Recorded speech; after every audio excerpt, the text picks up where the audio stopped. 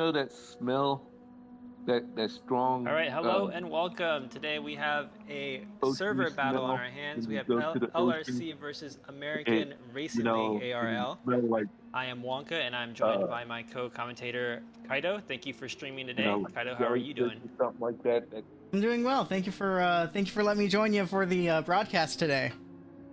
Yeah. Again, thanks for streaming and thanks for setting it up. It's finally great to have more than one streamer other than just me at LRC now. So I'm quite happy. And it's like I've been doing it in my free time. I just never figured out how to get it to work. And now that I've like managed to get it to work somewhat, I'm more than happy to help That's out. good. That's good. Okay, so at the moment right now, we are starting qualifying. We have, I believe, 6 drivers from ARL, and then we have, I think, 5 from LRC. That's correct? No, probably 7 from LRC, I think. But quite a full grid. We have 13 people on track. And then we'll go through qualifying. I think qualifying is a total of 15 minutes here at Spa-Francorchamps. And then we will do a 1-hour race, a timed endurance race. So there's no laps, it's just straight up 1 hour. We're using the new physics update provided by Gran Turismo. And we've seen the tire wear be an incredibly huge factor in practice so far. So I was practicing earlier for race number 2, and if we thought tire wear was bad before, it is much worse now. Oh gosh, the new physics have been definitely something to try and learn. Oh yeah, for sure. And I think for the most part, it's been widely regarded as a really, really great update. And I think personally, I've found it to be much better as well. Like the weight of the car feels more natural. The suspension feels more like an actual suspension. The suspension geometry kind of moves as you would anticipate it to. So the feel of the car feels more real to me. It's definitely because I got used to the old physics. I say that like it's already been like, oh, we've been in the new update for so long now. But it honestly, it is like having to change because going from ACC to GT7, I'm like, okay, I can get used to the change from what the ACC physics are to GT7, and now I'm having to relearn all of that again from the driver's perspective. So it's been out for about half a week now. Let's see how these drivers have adapted. Yeah, and if you're switching back and forth between like different games, you might be more inclined to adapt more quickly to the physics update. So it might be an advantage if you're constantly switching between like iRacing and ACC and Gran Turismo. So Azazel says game audio is slightly louder than commentary audio, so maybe we might want to do a little tweak there. I brought the game audio down a little bit more. Let's see if that fixes it. Keep bringing up the feedback because new stream setup because I'm the one. It's on my end now, so some things are going to be a little bit shaky during the first little bit here. Hopefully that seems to have fixed. It sounds great now. Awesome. Yeah, it sounds great now. All right, Scarecrow, thanks for joining. Better. Scarecrow, an organizer for ARL. He runs the leagues over there. I think the Saturday night leagues. But currently at the moment we got Treebs 2 on track, doing a fast lap at the moment. Currently sitting in 11th place, just behind Bishop and Ryan Higgins. Let's see here. Yep, and then currently sitting in pole position right now is Kip Dunkel. So, fellow Canadian right now in first place with the really nice Nissan livery there with the white and the blue. A lot of great liveries today. Been seeing all around. Is it me or do they have like a NASCAR inspired livery as well for the door numbers on the side too? I thought that was a nice touch.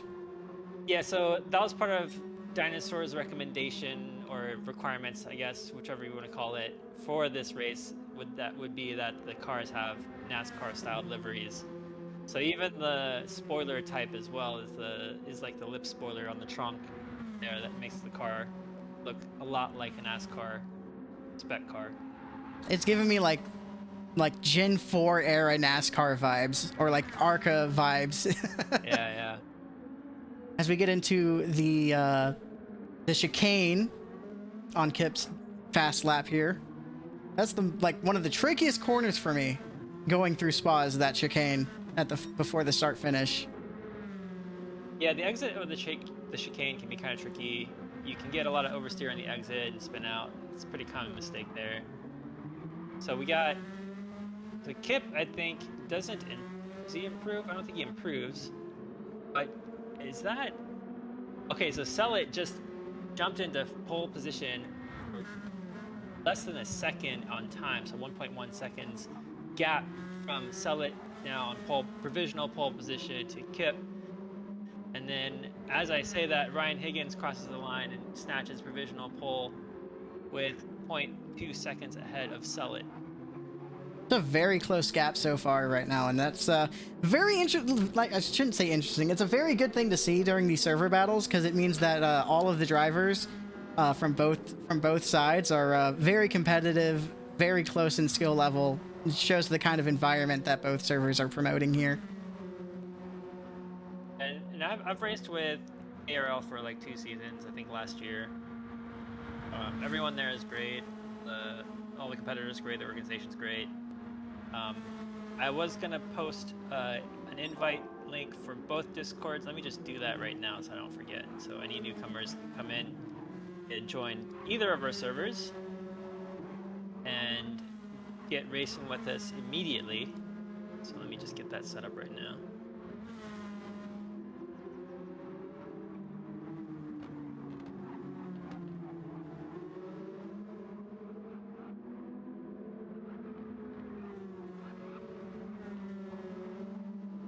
As I see someone with a throwback to the 24 DuPont machine, as a former Jeff Gordon fan, I'm kind of biased towards that right now.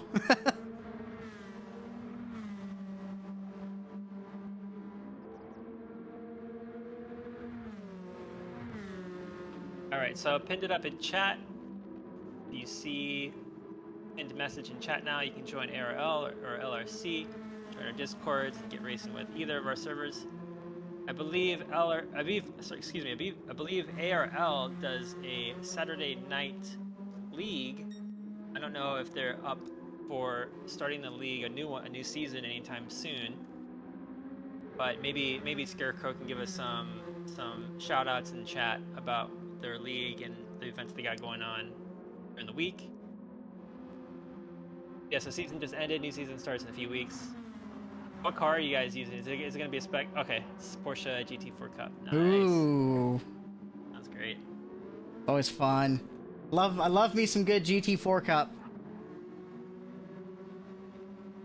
Yep, and then if you're interested in joining LRC, we have a league race every Tuesday. We have a current league in session at the moment, but we have plenty of spots for backup drivers and reserve drivers in case people can't make it.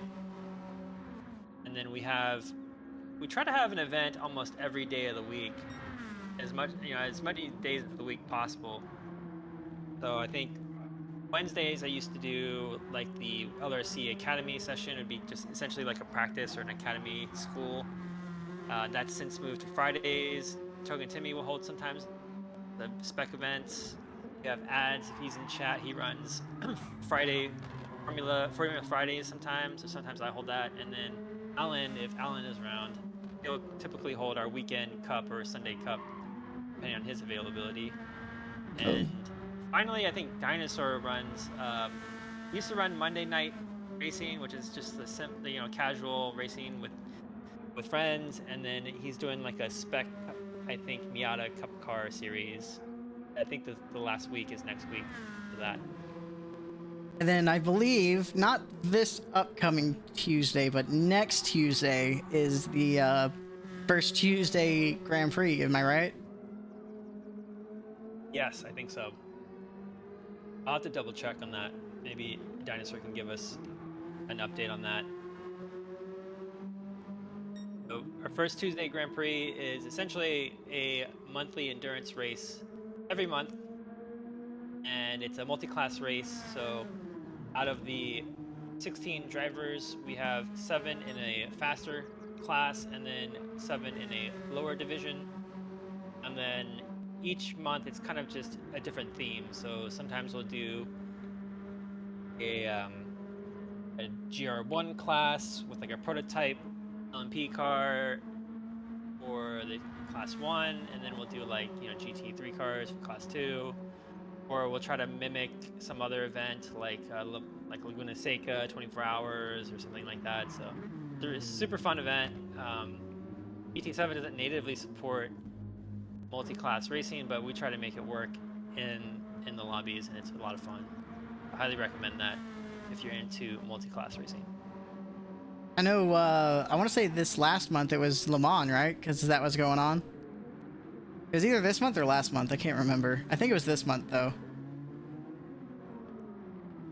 I don't remember, to be honest. I have like the long-term memory of like a goldfish, so.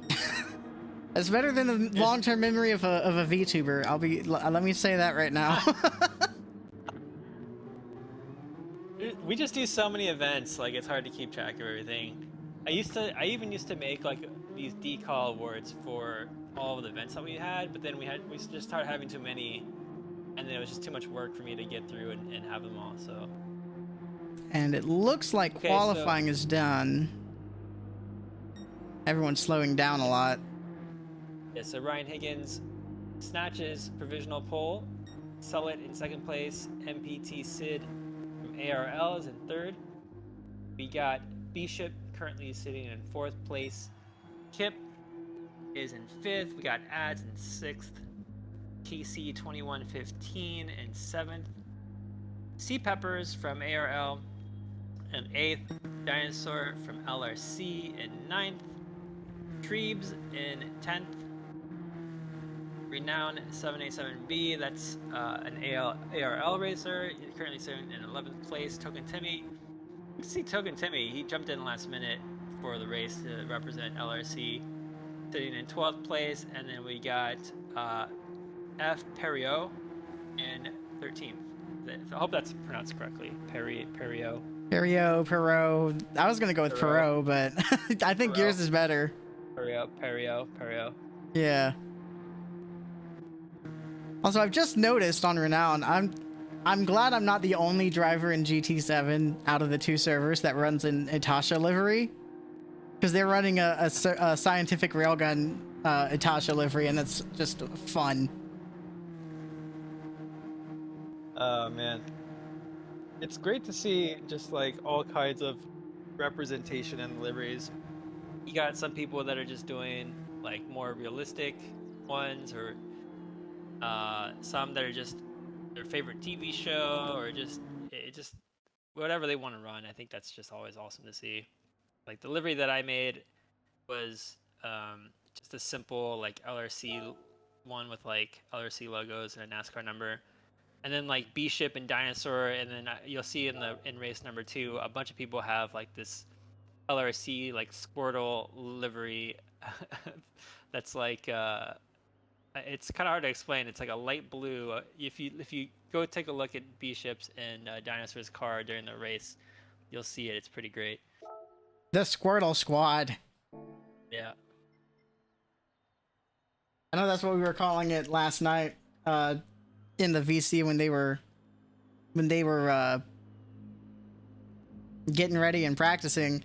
They referred to it as the Squirtle Squad, and it's stuck in my head now.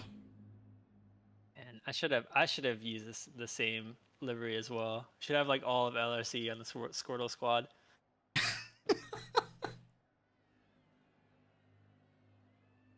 So taking a look at the split between ARL and LRC in the top 10, it's quite split evenly, it seems. So Ryan Higgins, we got Ryan Higgins in first, Bishop in fourth, Kip in fifth, Ads in sixth, and then Dinosaur in ninth. That's LRC. So that's 1, 2, 3, 4, 5 people from LRC in top 10, and then 5 from ARL. So pretty dead even split in the top 10. That's pretty cool.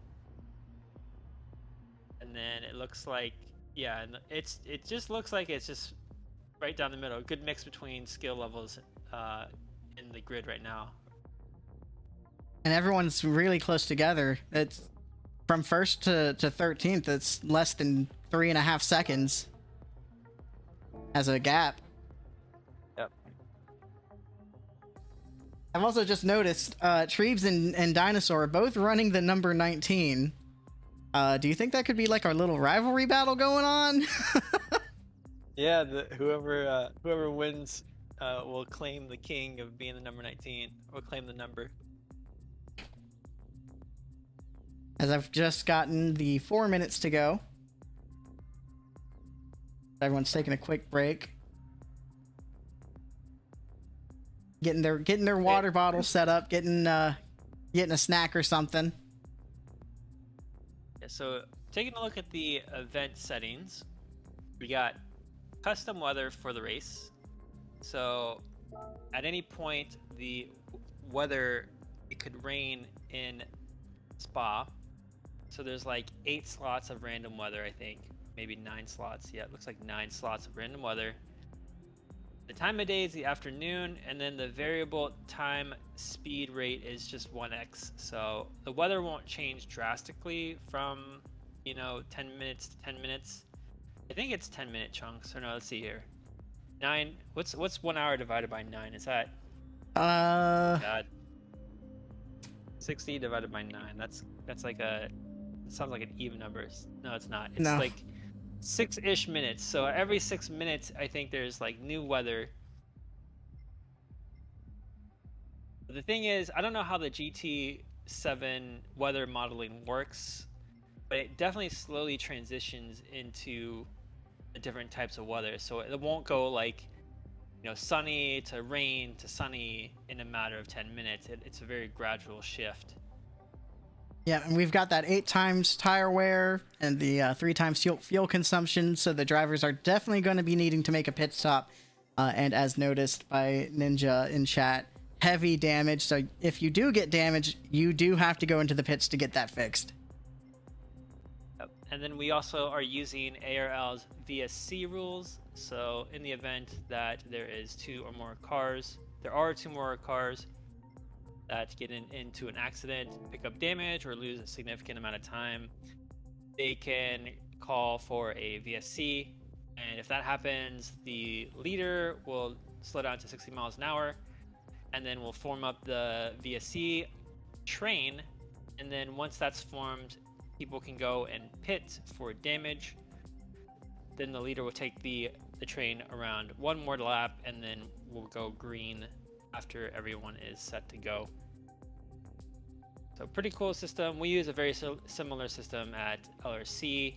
It's pretty much identical. I think the only difference is that instead of typing CC into race chat, any of our drivers can call out incident in voice chat. So mechanically, the VSC works identically to the way we do it, I think. We've also been told in the league that if we say incident without it being an incident, we could get penalized. Yeah, I mean, that makes sense.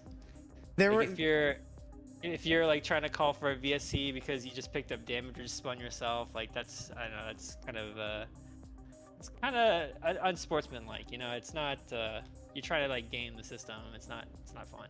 It was also like in Daytona, we noticed something would happen and like 5 people would ask if that was an incident or not. And so it just basically became, all right, you can't use the word incident unless there's an actual incident. Otherwise, we're never going to know. That's confusing. Yeah. So now we use code. Like if someone's just asking if it's an incident, like someone can misinterpret that as them saying incident in the chaos of voice chat that happens during an actual like collision or something. We use code words now, so a lot of drivers will say, "Oh, was that an I word or was that a I word?" we're getting our first set of R's in the chat, signifying drivers are getting back into their rig and set to start their 60-minute run down Spa.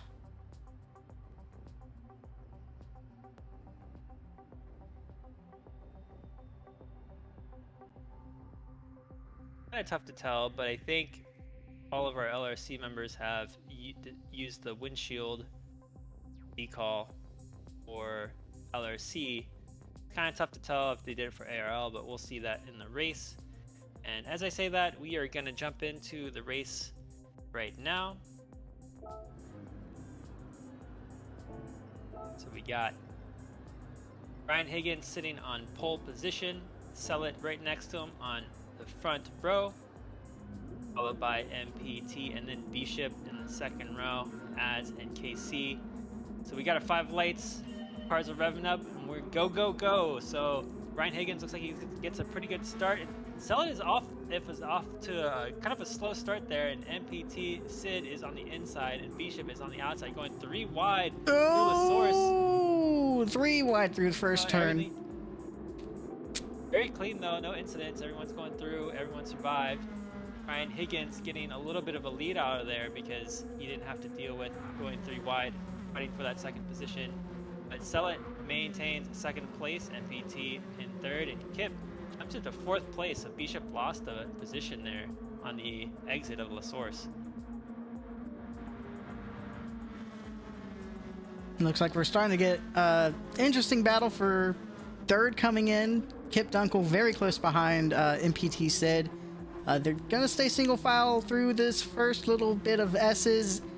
It looks like getting ready to go to the hairpin. Everyone's kind of chilled out right now. They've got 60 minutes, so not really wanting to risk things at the very start of the race, but definitely wanting to make their presence known. So it's interesting. Looks like Sid is currently we're currently using the racing hard tires, and it'd be interesting to see from our top couple cars what tires they decided to choose to start the race in. So Ryan Higgins decided to go mediums, and if you're Sellet and on hards, so Sid's on hards, and maybe Kip might be on hards as well. Let's take a look. Kip's on the mediums. Yeah, the mediums. Okay, so we got both LRC people in the top 4 on mediums, and then the 2 ARL drivers on hards, probably going for a 1-stop strategy.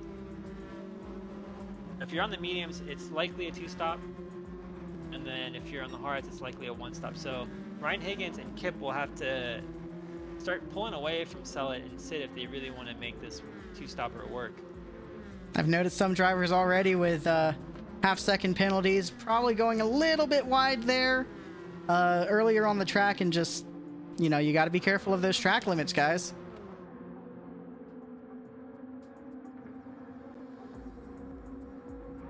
Looks like Sid there under attack by Kip. Kip makes a pass on Sellet through Blanchimont, it looked like. Still some battling going on. Kip looking to potentially get an overlap on the outside of Sid into turn 1. So Sid trying hard on those hard tires to defend, but would make it pretty difficult to keep the position with Kip on the mediums. And then it looks like Ads as well, so Ads might be on mediums as well in 5th place. But they're doing a good job maintaining their position, or keeping their position with the pack as they fall back. Kip moves into 2nd place. Ads is on the hard tires right now. Okay. And then let's take a look at Bishop. Does Bishop have... So Bishop's on the mediums. Interesting. Okay, so we got a good mix of strategies, tire strategies, in the top 5, top 6. And they're all bunched together, so we'll see how this slowly plays out. So KC is currently using the hard tires. Peppers, hard, yeah. Looks like Dinosaur's also on the hards. Renounce on those mediums. Yep. Yeah, Tug and Timmy, Treebs on hards. Yeah, so it's like a really good mix across both servers. hard tire strategies and soft tire strategies. Also, Kip there gets under attack by Sellet. Sellet takes the inside through the long left-hander of Puhan, and they go side by side into what I think is Campus, the quick right-hander and the quick left-hander, and Kip is able to defend the position and keep Sellet from taking that second place position. Sellet's still trying to make a peak. Yeah, really good battle going on. Spa's definitely one of those tracks where a lot of different opportunities to try and make that pass. If you can make it stick, that's the key thing. If you can make it stick, a lot of those fast corners, you can try to go for a pass there. Sellet on the inside, gonna overtake Kip Dunkel for the second place position before they get to the chicane. Well, this is actually really great for Ryan Higgins as Sellet and Kip battle it out for second place. So if Kip keeps slowing down Sellet by keeping him in this battle, it'll allow Ryan Higgins to pull away and take advantage of that tire strategy. But as of now, Kip might be in trouble in terms of fighting for a podium position if he keeps fighting with Sellet, because he might burn through his mediums too quickly. Looked like Sellet went a little bit squirrely for a second, managed to keep control of the vehicle as they get ready to go through a Rouge.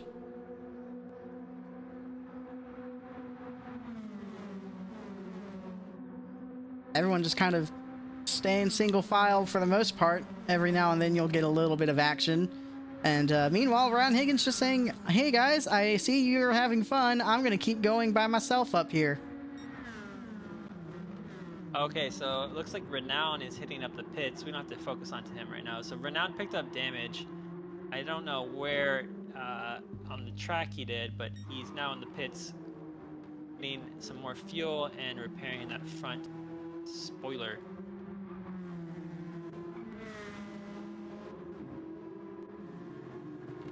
Kind of wish I was able to get the replay function to work, but unfortunately wasn't able to do that today. We'd be able to take a peek.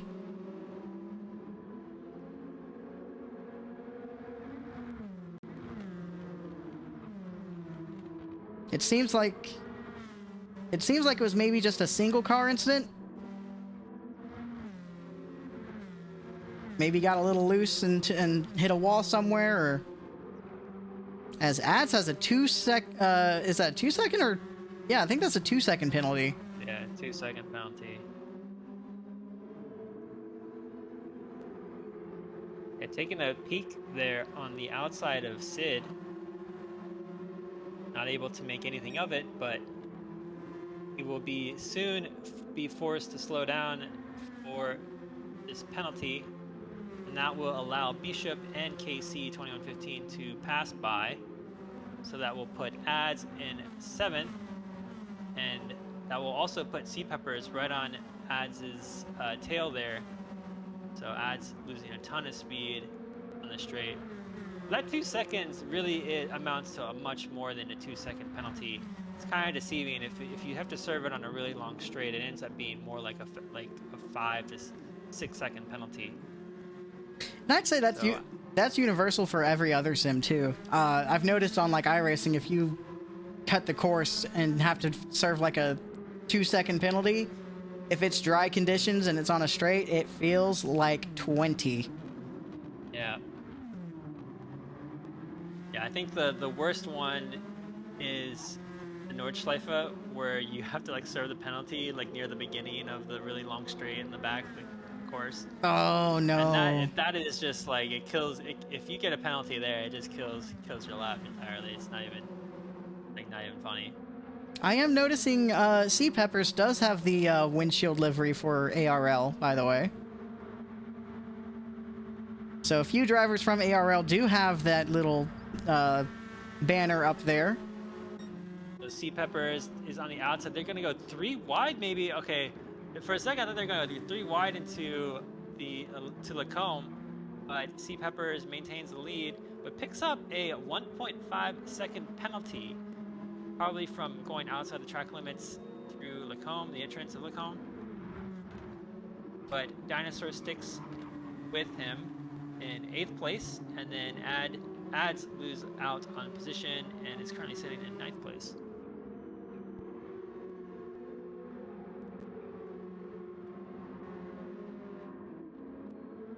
As top 3 is definitely spaced out a lot. And it looks like B-Ship's gonna try and fight MPT Sid for 4th. Starting to really get close there. Yeah, so Bishop is on the mediums and has a tire advantage, but the interesting thing that I noticed about the updates for the tire wear is I think the tire wear has more of an even influence on how it affects the grip. I feel like before the update, their tires were essentially pretty much like good until maybe the last third of the tire wear is when it really starts to drop off. But I've felt that in my small amount of testing that I've done this week, it feels like as the tires get more and more worn, they get sort of less and less grippy, even throughout the middle part of the tire's life cycle. So we'll see how that plays out. Ooh, KC got a little bit sideways for a second out of the chicane. Yeah, and then Bishop also made a pass on Sid going out of the chicane as well. So again, Bishop on the mediums and has that tire advantage, but won't have it necessarily for very long. So he's currently about a third of tire wear, and then Sid actually doesn't have that much less tire wear. So as Perot's sideways on the track, I noticed it just barely at the edge of the screen there. I don't know if it was contact or if it was just losing it. It looks like it just lost it because I haven't seen any CCs in chat yet. Yeah. Did a good job there to keep it out of the wall. Nice little burnout there to get him corrected. Pointed in the right direction. So yeah, luckily Perot didn't pick up any damage. Won't have to make an extra pit stop. Nope, damage free. Kept it off the wall.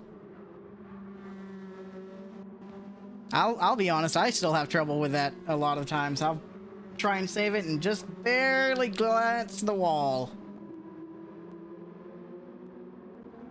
Just a testament to the driver skill from everyone in this race so far. Yeah, and the tire update and the physics update has not made it easier by any means. It's definitely made it a little bit more challenging to keep the car on the track, especially when the tires start going. Sid having taken gone very wide off the track, through Puan, it looked like. Casey eagerly, words are very hard to say sometimes. You'd think after Tuesday I'd have practice with this, but not really. Casey inheriting that top 5 position though.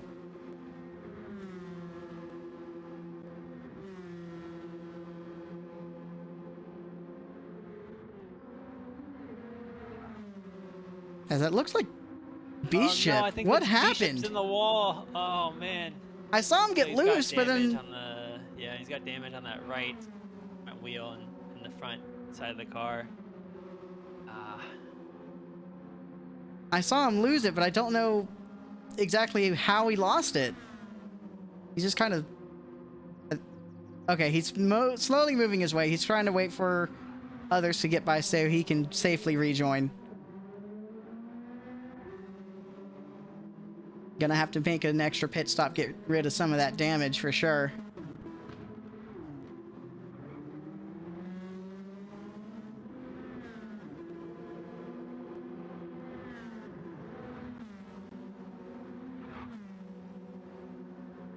Alright, so back with our leader, Ryan Higgins has a 4-second lead on Sullett. So this is, I think, at the point where the crossover is between the mediums and the hards. So as we continue in this first stint around lap 7-ish, Ryan Higgins will continue to struggle with the racing mediums, and Sullett will probably end up pacing a bit quicker than Ryan Higgins in the following laps. So at I think lap 7 or 8 is when Ryan Higgins will have to make that pit stop. The other change that the physics update has made as well is if you run out of your tire wear, if you deplete your tires entirely, like the meter goes all the way red, it significantly drops off your grip and your turning ability. So it's like if you get to that point, you waste anywhere between 3 to 4 seconds a lap. It's like really, really bad. Yeah, we're seeing for sure that that pace drop off on Ryan Higgins' side. What was a 4.5 second gap, you're looking at close to 2.5 to 3 seconds, depending on where they are at on the track. So Sellet is definitely starting to close in with the hard tires.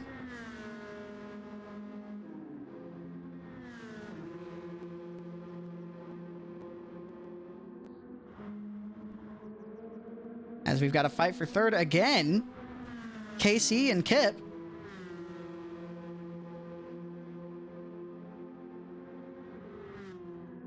So Casey's made his way up the grid quite a bit, I think.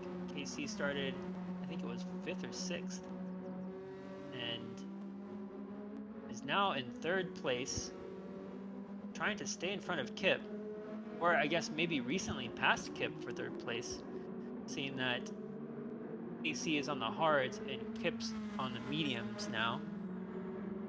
I think Kip is struggling to find that grip on the fronts with all of the tire wear that's happening. Yeah, Kip's definitely losing some of that tire wear there, and getting close to that limit. But still trying to keep it competitive for sure.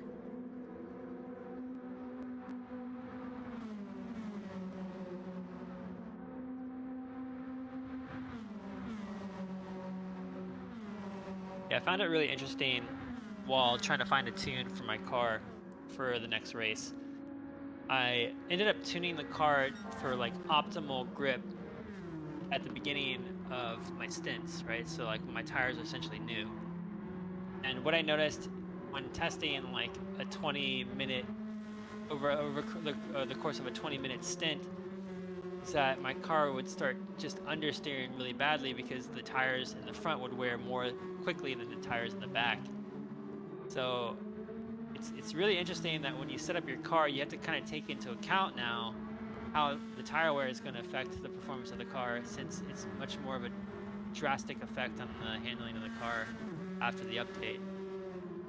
So I had to like go back and update my tunes to like handle the understeer of having tires be more worn in the front than in the back tires. Pretty interesting stuff. Definitely one for the trying to think of what the term would be. I guess the engineers of GT7 to figure out the most optimal strategies for setups now. I am not one of those. Closing that gap down. So Sellett's now 2.5 seconds on Ryan Higgins, and I think at this point Ryan will likely pit. I think Ryan may have. Ryan decides to stay out, so you can see the times that Ryan has been putting down. So his last lap was a 2:33. So he does another 2:33. And if you take a look at Sellett's times, Sellet has been doing a very, very consistent 2:32.7-ish, but also holds the fastest lap too with the racing hard tires. So Sellet doing an awesome job right now, potentially looking to be in the net lead once Ryan Higgins pits.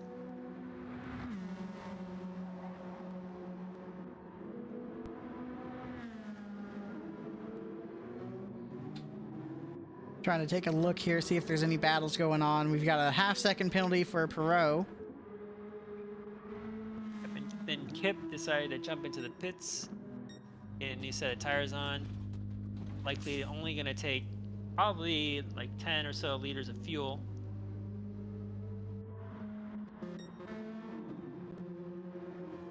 Meanwhile, that gap, what was Oh, and Ryan Higgins kind of giving us a little sliding action there.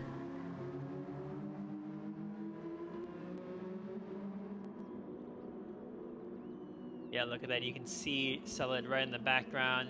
Only now 2 seconds, just above 2 seconds behind Ryan Higgins. Struggling to keep the car out on track. Additionally, now the tires, I feel like after running a few tests, they tend to overheat a little bit easier now, and they lose grip if you're sliding the car around. So Ryan Higgins right now struggling to probably keep those tires cool as they wear a lot more. Although maintaining the gap to be still above 2 seconds as they go through Stavelot into Blanchimont. Mistake there by Ryan Higgins on the exit of Stavelot.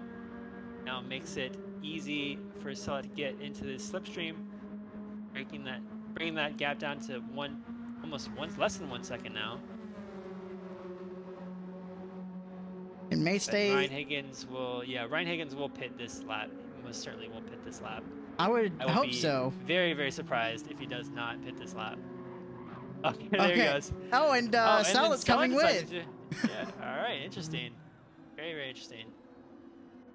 Which means right now, first place is going to be inherited by KC and the number 2 light. Oh, that's really interesting. So Selleck has decided to take the hards, but go with a 2-stop strategy. And KC, we'll see how far KC goes on the hards, and then Sid is continuing to go on the hards as well. So maybe KC and Sid are doing the 1-stopper along with Ads and Dinosaur. I know Dinosaur for sure is doing the 1-stopper. So C Pepper's likely to do it as well. So here's where the strategies diverge, and we have KC, Sid, as Dinosaur, and C Peppers all on the 1-stop strategy. Selleck, Ryan Higgins, and I think Kip on the 2-stopper. And we'll see how those different strategies play out. Could be that the two stops get fresher tires and manage to make up that pace loss, or it could be that the 1-stop is the route to go. We just don't know. It also depends on how the track conditions continue to go on. Okay, so this is interesting. So KC right now is about a net 28 seconds ahead of Selleck. So that would mean if KC were to pit, it would come out about, depending on how much fuel KC would get, probably come out around a couple seconds behind, like about 10 seconds behind Selleck, which would mean he'd probably be in like a net, like 4th or 5th position. So I still think Selleck and Ryan Higgins are potentially still in the net lead. And I think the 2-stopper might be slightly faster than the 1-stopper, at least as it's unfolding right now.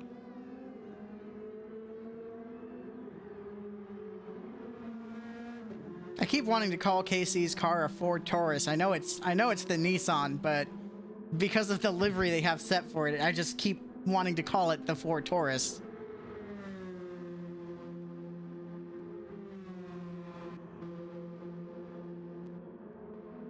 As you've got Dinosaur behind Ads, little less than 2 seconds behind, and a little less than a second and a half behind them is C Peppers for that 5th place.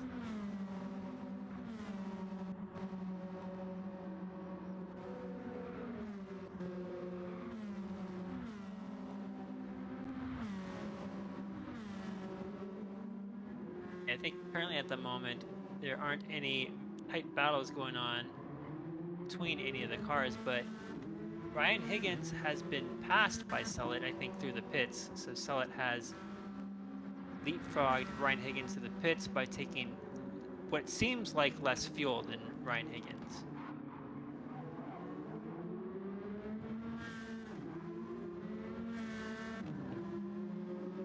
So it's interesting though, because Ryan Higgins has decided to take another racing medium set, and Selleck has gone with the racing hards. So with more fuel and softer tires, Ryan Higgins might end up battling Sellet for that first position during this stint. At least during the early parts of the stint. We'll see.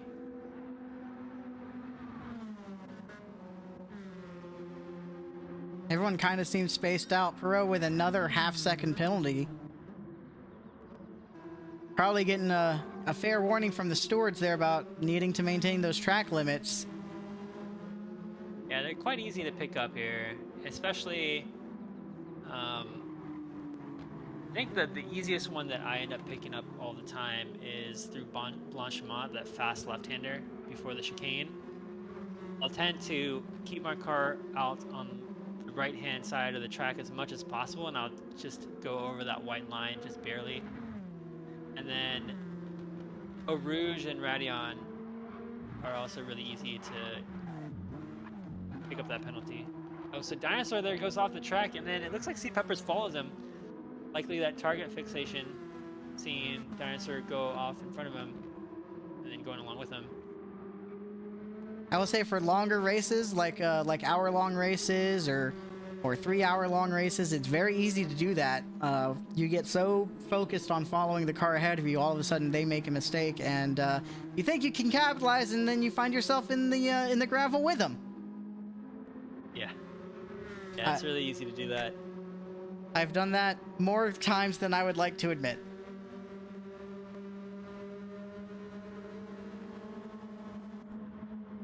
And I think the fight between Dinosaur and Sea Peppers is going to be the closest fight right now. Casey and MPT Sid almost there with a fight of their own. About a 2-second gap for the lead there.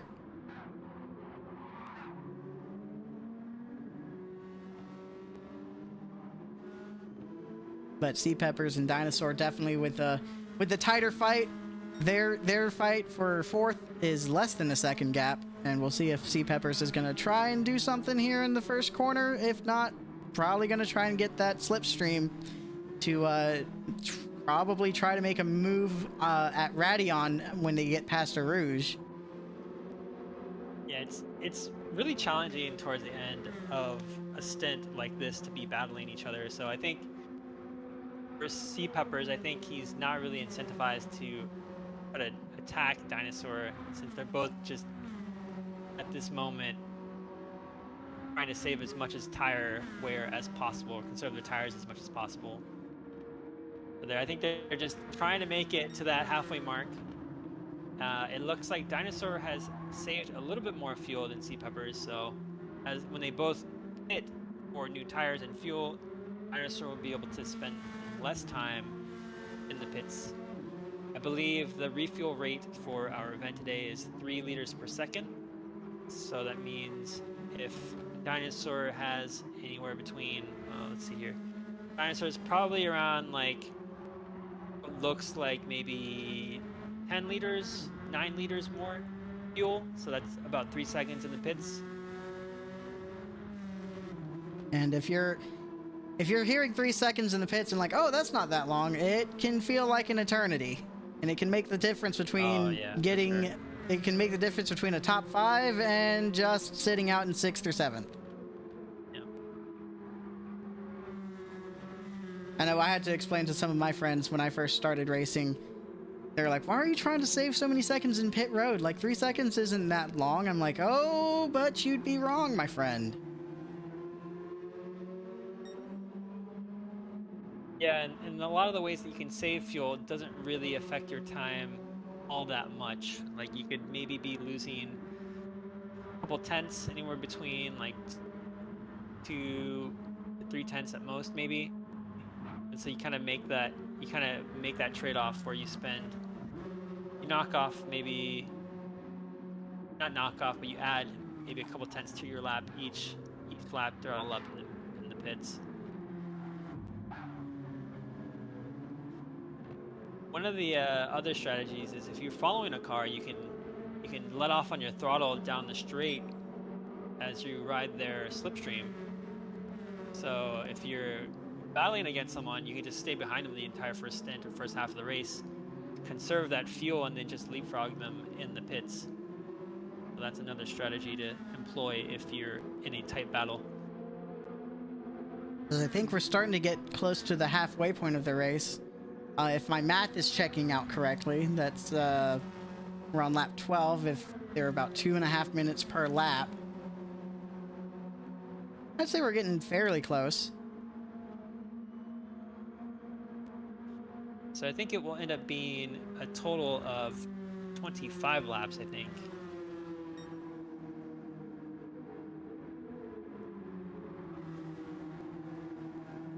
So Sellet has just set the fastest lap, the 2:31.1, pulling a pretty significant gap now, 4.6 seconds in front of Ryan Higgins, who's currently sitting about 9 seconds in front of Kip. So Sellet right now doing the work and is about 17 seconds from the leader. So once our one-stoppers make their pit stop, Sellet will be around, I think, like, let's see, 20 seconds or so ahead. So Sellet will have to still make up another 10 seconds total, because Sellet will have to make a second pit stop in order to be a net first place. So it's actually going to be pretty close, I think, between these two strategies. It's kind of tough to say which one's going to play out. I think it's easier and more advantageous to do, or it's easier to do the one stop, but I think the two stop actually might be harder to do, but maybe slightly faster to achieve. And we'll see if Sellet can keep increasing that gap to Ryan Higgins as they start catching up to Sea Peppers and Dinosaur. Definitely gonna have to do some traffic management here. Try to increase that gap, as they are now a little more than half a second behind Sea Peppers. Yeah, and it's absolutely crucial that Sellet gets past these two. Okay, well that's perfect actually. So Sellet doesn't have to manage the traffic of getting through Dinosaur and Sea Peppers, because they're pitting at just right now. All of our one-stoppers dive into the pits at lap 13, and Sellet retakes the lead. And this is perfect for Sellet. So Sellet doesn't get slowed down at all with traffic. He doesn't have to pass anyone. So I think Sellet is in a really good position to be in the net lead at the moment. Ryan Higgins going to inherit second place as well from all of those pit stops going on, with a 10-second gap between him and third being Kip. And I think everyone else so far is in the pits until we get to about 10th. So KC, I think, or maybe Sid might be the first one out of the pits. We'll see. So Sid, I think, is the first out of the pit stops. We got KC, who's fueled the car up to 100% actually. It's overtaken by Sid in the pits. And then Ads is leaving the pits, Dinosaur, and then Sea Peppers. Sorry, no, Sea Peppers is... There we go, Sea Peppers, yeah. Yep. Okay, so as it stands, KC is now 47 seconds behind Sellet. So that's the net difference between... That's how quick Sellet's pit stop needs to be to maintain first place, in addition to just simply lapping faster throughout the second half of the race. So if Sellet can pull out another, I guess maybe another like 10 seconds or so, Sellet will be pretty good in terms of keeping the lead. But this time around, Sellet will have to add more fuel in the pit stop, because the first pit stop they only had to add like maybe 10 liters or so. But the second pit stop, they're gonna have to refuel their tank almost 2/3 all the way full from being essentially zero. So that's what, 60 liters, let's say. That's divided by 3, that's 20 seconds. So 30-second pit stop plus 20 seconds plus 5 for tires, that is, what is that, 55? Sounds about Yeah, right. so 55, yeah. So Sellet will have to pull the gap open to be a total of 55 seconds. Currently, right now from KC, it's 48. So that would mean Sellet would come out behind KC about 7 seconds. So over the course of the second half of the stint, Sell It will have to open up, find 7 seconds somewhere. We'll see if that happens. It's going to be really close. I'm really excited that this is shaping out to be really, really tight in terms of strategy battles.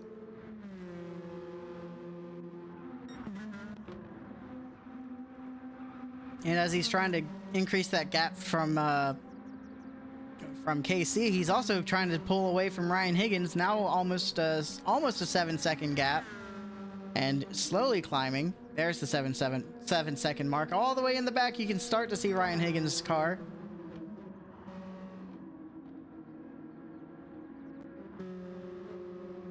Things have kind of settled down here in Spa.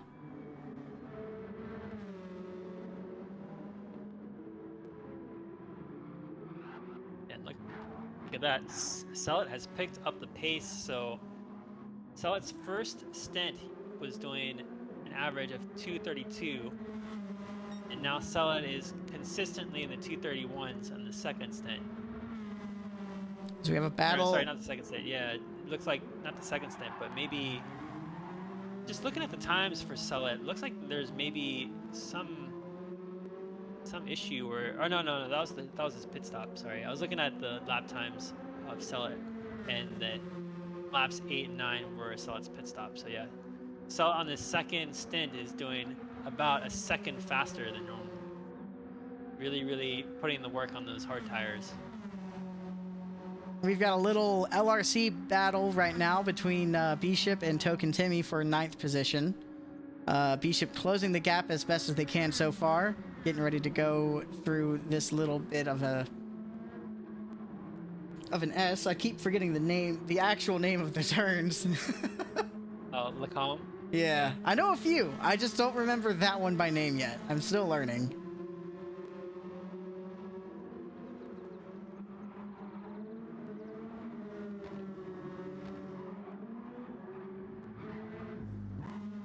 Of course, as soon as I say that the gap is shrinking, Token Timmy starts to pull away from Bishop and proves me a liar.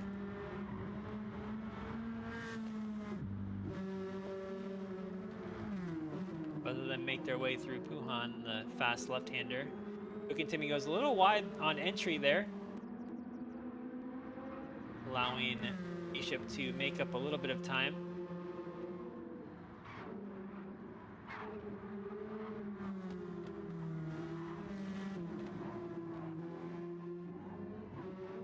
Hopefully that's not my net deciding to be weird and causing all of the skipping.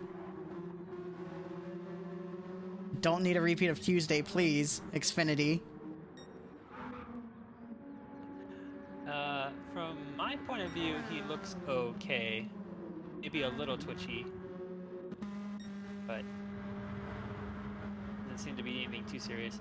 So Token Timmy now under attack by Bishop, the fast left-hander of Blanchimont. Bishop eventually looking to make a move. Nope, stays behind Token Timmy into the braking zone. Token Timmy there gets on the grass and Token Timmy lost the car there, but Bishop decides to not overtake and just dive into the pits and take what would be, I think, the final pit stop for Bishop for the rest of the race.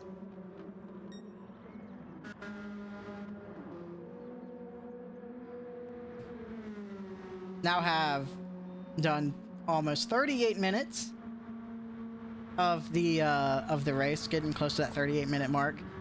So getting close to when those one-stop guys wanted to say, okay, yeah, I've got enough fuel to make it. These the two-stop guys probably looking at their fuel gauges, trying to squeak out just a little few extra laps, some extra time on track to not have to waste as much time in the pits to make it on fuel.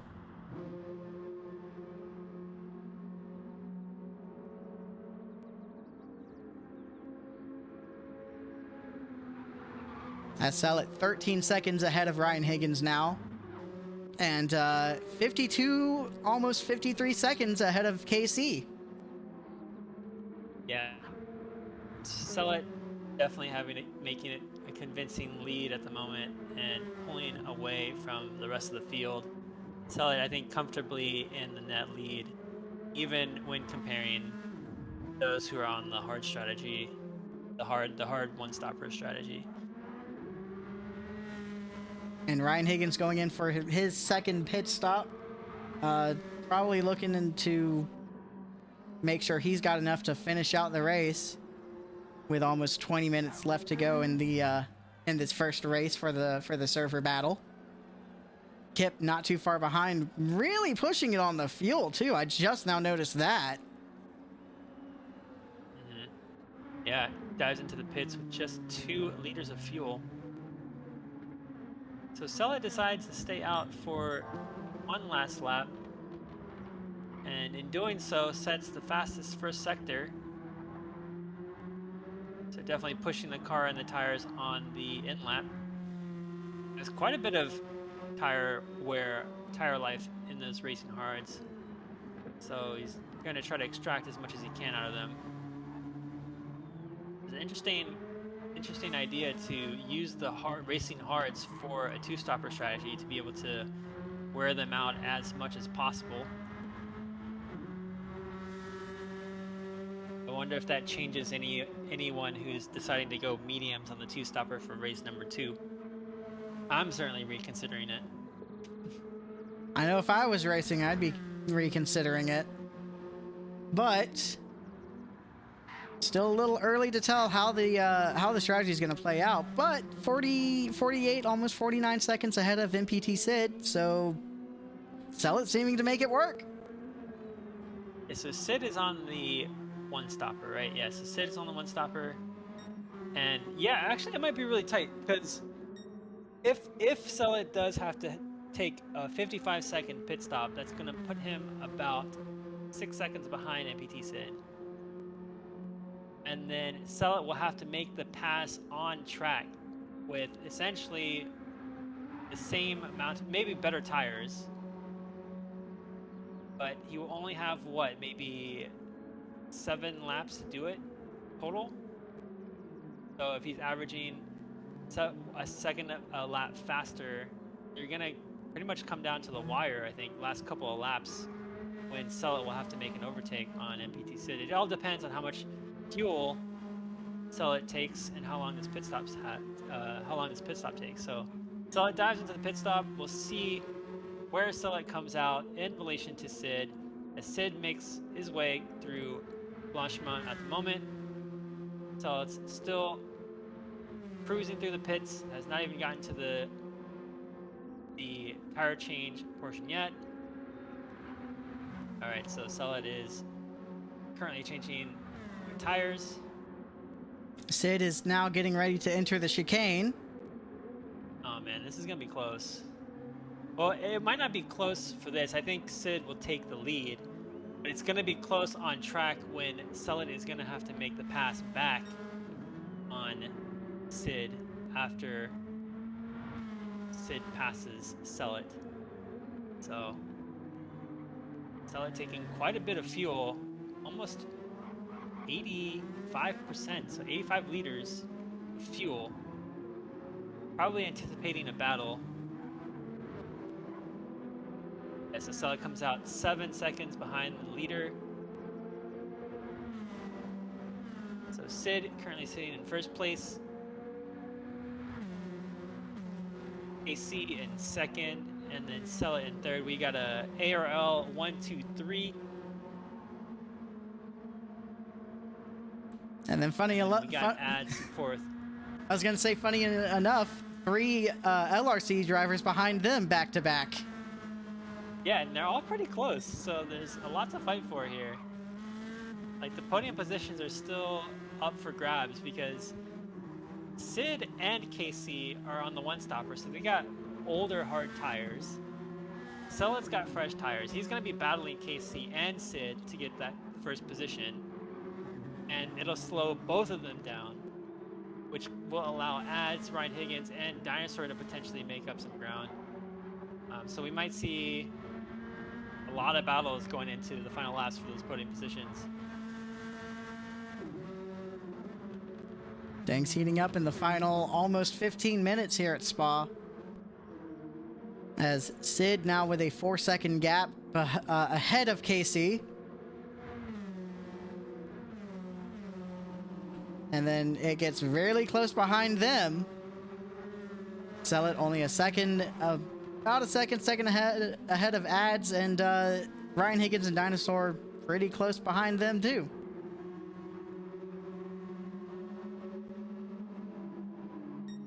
Although Ads there gets a wheel off of the track through the, I think that was through Stavlo, and makes a costly mistake. So Ryan Higgins able to take 4th place due to Ads' mistake.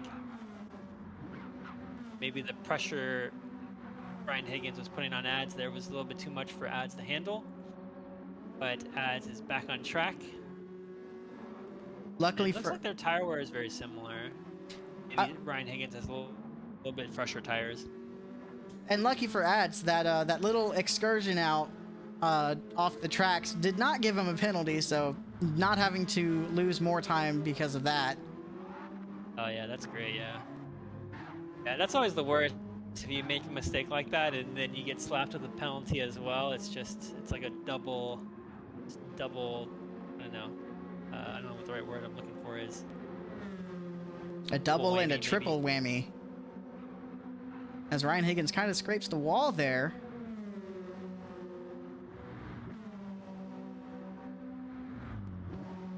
Not letting it affect his time, though.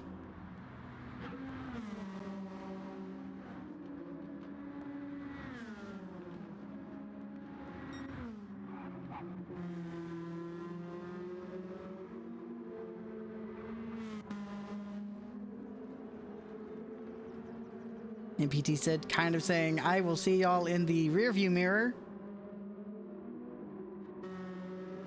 With KC very close behind.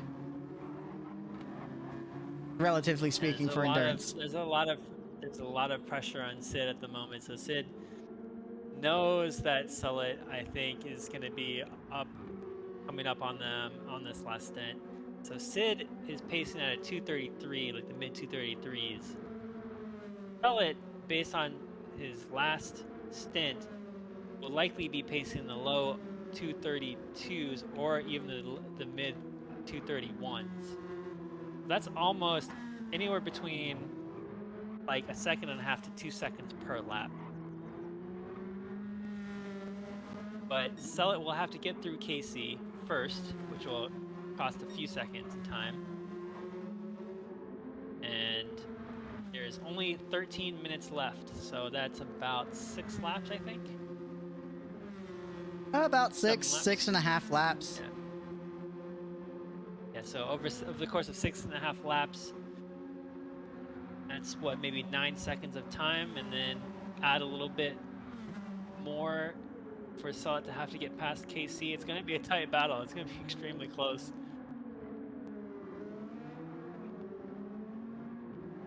Sullet definitely feeling the effects of having fresher tires. Starting to really close in on KC now. Look at that. Ryan Higgins not that far behind Sullet as well. Ryan Higgins only 2 seconds behind Sullet, so both of them looking to make it into the podium. It only takes one little slip up for it to happen. As KC now being reeled in a little less than a second ahead of Sullet now, as they get ready to go through a Rouge. Yeah, look at that. Sullet's last lap was a 231.2, but he picks up a penalty. Oh no! No, he just cut a Rouge. So much. That second half of a Rouge is so easy to pick up that penalty, and Yeah, you know Sullet's got to be. Yeah. Sullet's got to be kicking himself right now.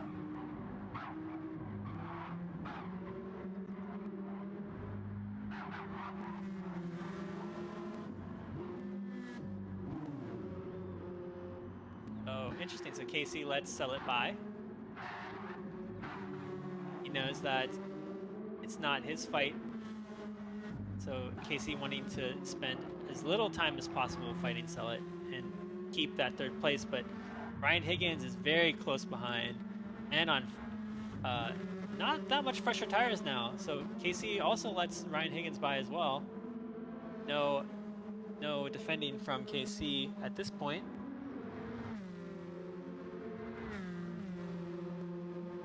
Still about 11 minutes to go in this race, and Casey, I think, is trying to play it safe, make it to the end, and kind of profit off of any mistakes that may happen if a driver up ahead tries to push a little too hard.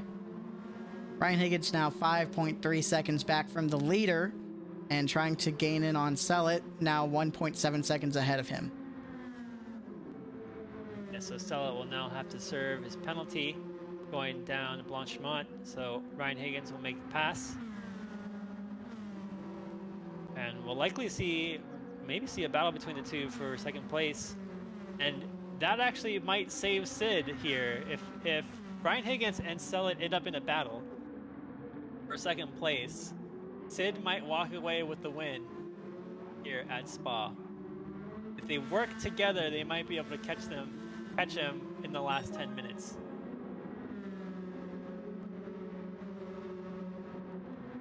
So what's interesting though, if you look at Ryan Higgins' tire wear, Ryan Higgins has been absolutely tearing through his tires from this last stint so far. And if we take a look at Sellet has essentially brand new tires still on his car. So towards the end of this stint, we'll see Ryan Higgins start to lose out on pace, and we'll see Sid as well lose out on pace due to the tire wear, and then Sellet will be pacing much faster. So Sellet still has a chance to potentially win this race. He's been doing a much better job of conserving those tires. And Sellet already with the purple sector through sector 1 right now in Spa, looking to improve.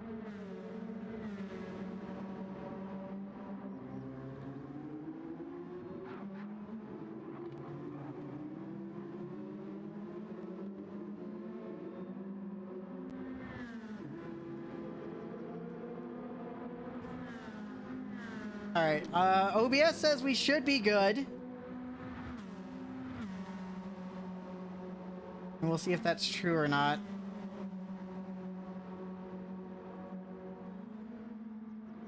I'm seeing some in chat saying we are back. Okay. All right, that's good. That's good. As the Xfinity gods are not happy with me.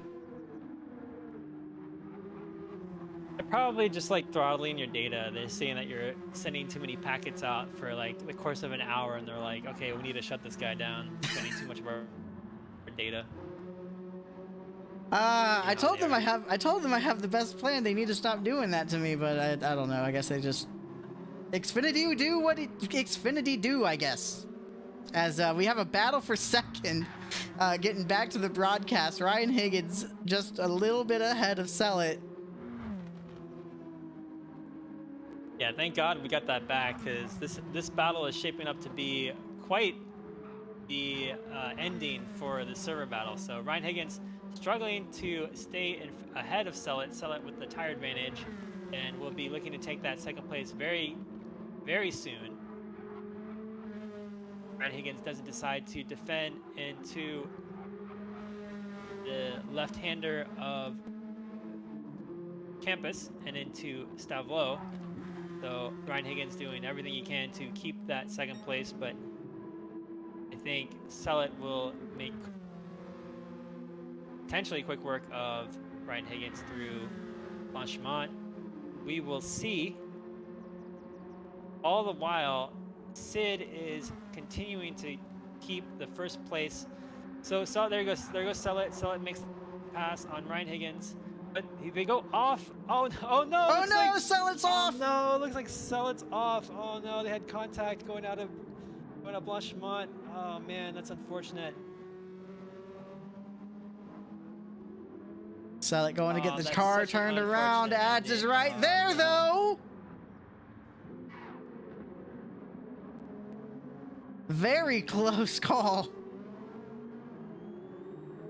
Yeah, so it looked, from what I saw, it looks like Sellet ran wide, and then Ryan Higgins almost followed him off, and then I guess as they were both trying to go back on track, maybe Sellet and Ryan Higgins kind of collided in like a pit maneuver style. And then Selleck trying to get the car reoriented, almost got ran into by Ads going full speed. Ads doing a really good job of avoiding slamming into the back end of Selleck there.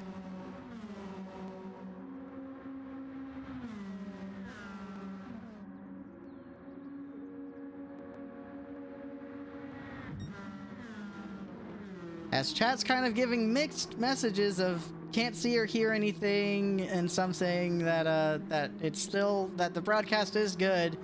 Selleck trying to recover third place from Ads, and Ryan Higgins is gone. Oh no! What happened to Ryan Higgins? I don't know. Oh, he disconnected. Just disappeared. Yeah. That's even worse. Okay, so the good thing though is that Selleck didn't pick up any damage from that incident, so he still has potentially. I don't know if he has the potential to fight for first, but Selleck now has a chance to take back second place from Ads. He's doing a really good job, by the way, of keeping Selleck behind him.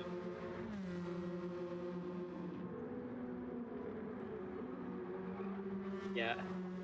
Disconnects are absolutely heartbreaking. It says Spider Pig is saying the stream resolution is a little bit better as well, so that's good to hear. Selleck trying to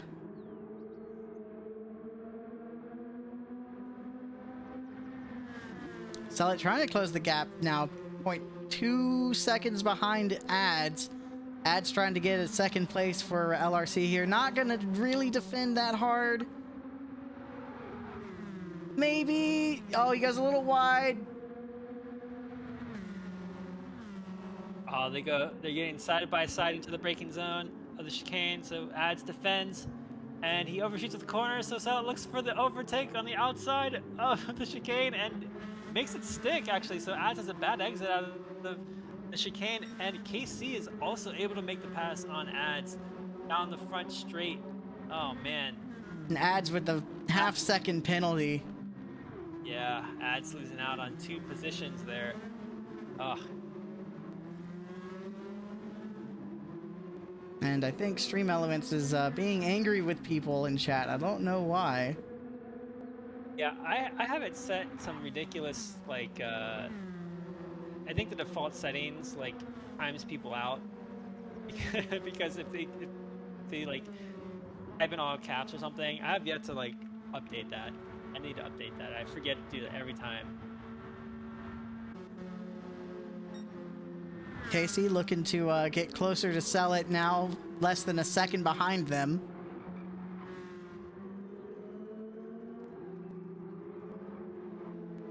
Ninja saying, who's racing for LRC in race 2? I'm not sure of all of the racers, but I do believe you are in race 2, if I'm correct, right? Yeah, I am in race 2, so you will be seeing me very shortly. I'll be doing my best to not commentator curse you. Don't worry. It happens. Let it be. I've done commentator curse. I've cursed many people so far. So if it happens to me, there's no worries. As it looks like MPT Sid with 30 seconds left before we hit the 60-minute mark. Pretty much has first place in the bag, 17 seconds ahead of Selleck. We'll see if Selleck has a little something extra in the tank, but I think MPT Sid has got it locked down. I think it's going to be an ARL 1, 2, 3 for race 1. So Sid there slowing down just a little bit to ensure that this will indeed be his last lap. So Sid is making his way around the chicane one last time, going through the start-finish line. So epic race by Sid, winning first place with that one-stop strategy. Selleck in second place would have contended for that first place. So the strategies are really close. Selleck, an amazing drive by Selleck, and then also a great drive by AC to get that third place. Ads in fourth, Sea Peppers in fifth. Dinosaur coming up in 6th place. It's unfortunate for Ryan Higgins on that disconnect towards the last couple laps of the race. Kip, the solid 7th place finish. Almost out of fuel too by Kip. Treves coming in now. He's going to finish 8th place, barring any kind of spin, or as, you know, some of us VTubers like to call it, a spinala. As he looks like he's going to keep his composure through the chicane. Unfortunately, Treves with the lowest of the 2 19 cars. So Dinosaur, you get to keep your 19 number for at least the next server battle.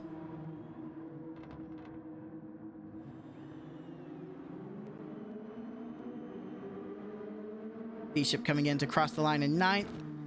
Perot entering the chicane, ready to cross the line as well. They're going to finish and round out your top 10. Renown coming in about 2.5 seconds ahead of Token Timmy. As Renown in that number 69 Nissan gets ready to cross the line for the final time for this race. 11th and 12th is going to be Token Timmy, with Ryan Higgins getting a DNF from that disconnect earlier in the session. Yeah, unfortunate. But that was a great battle while it lasted. I did fix stream elements so it doesn't temporarily ban people for just typing in all caps. But yeah, overall, amazing race. Great racing by both ARL and LRC there. A lot of great competition, a lot of great battles. I will be hopping off to get ready, so I'll let you, Kaido, take it away. Thank you so much there, Wonka, and thanks for letting me once again join in on the commentary booth and helping out stream for LRC for this event. Definitely an honor to be doing so. I haven't been doing a lot of commentary. I'm still new to it, so if there's any growing pains, you know, there's that. But let's take a look at your final results all the way through. MPT Sid gonna take that first win for ARL. Sell it in second. KC rounding out the all ARL podium, followed behind by Ads and Sea Peppers. Dinosaur making a good run and finishing in 6th. Kip Dunkel 7th. As I forgot to say 8th. Treves in 8th. Bishop 9th. Perot in 10th. Renown 787B in 11th. Token Timmy 12th. And Ryan Higgins with that DNF going to be your 13th position. As it's an all North American podium as well. Canada and the United States. Ads would have been the only non-North American driver to take the podium.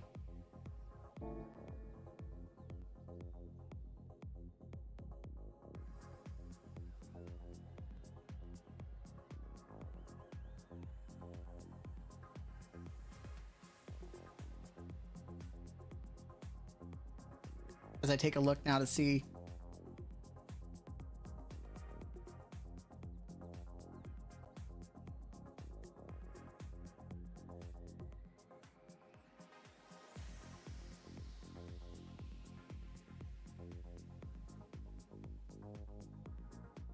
I have not gotten an update on the next lobby, so I think we're all staying in this lobby. I'm gonna take a quick break though. I need to grab a water, and we'll be back at the start of race 2's session. And I would love to commentate some ACC. I'd love to learn more, practice more of my skills.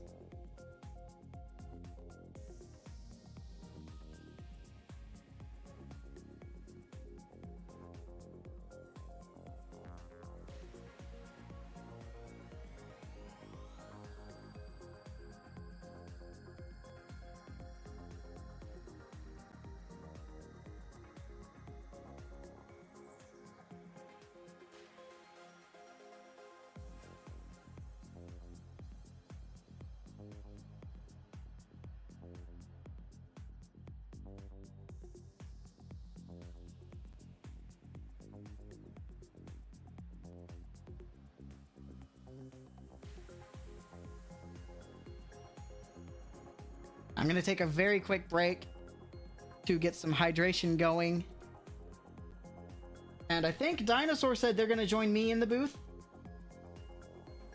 We'll see how that goes when Dino jumps in.